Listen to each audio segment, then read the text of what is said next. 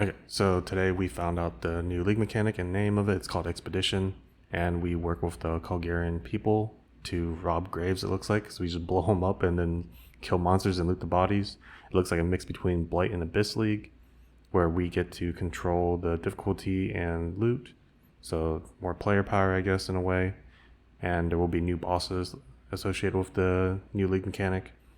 Then a new defensive mechanic that's associated with it is called Ward. It looks like it's pretty similar to Wind Dancer, where Wind Dancer is 20% less damage for like one hit and then goes on cooldown for 4 seconds.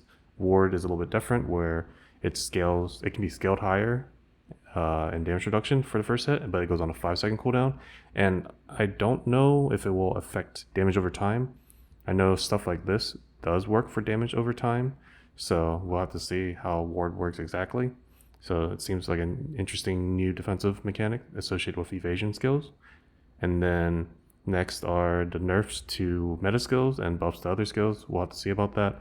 A significant one that people are talking about is triggering. So when you attack with a trigger skill like cast on crit, you'll have to cast the skill with the attack, and then when it triggers, you also have to cast the mana for that skill as well. So I'm wondering about, let's say, the helmets. So I have a trigger helmet, so if I attack with Caustic Arrow, it'll cost that, and then the trigger on this helmet, maybe I'll have to pay the mana for that. So maybe in the future, this build may no longer be viable. Maybe I have to only be able to do it on Trickster, because Trickster lets me recover mana on kill. And then they also want to make the story more challenging, so that's changing AI or changing the density, like in Act 1 is what they mentioned.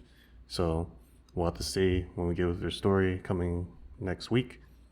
And then they want to do a flask rework where we do less spamming of our flask or pianoing. It looks like a nerf for the most part, but if it means that we don't have to use flasks as often ourselves, then that'd be nice. And then they also want to make or enable us to customize our flasks, so make some of the removal ones automatic.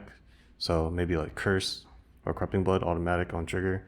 But it means the flask meta may change, because I don't want to wait to use a Quicksilver just to remove blood as well. So we'll have to wait and see exactly how they implement it. And I think that's about it for the information that came out today.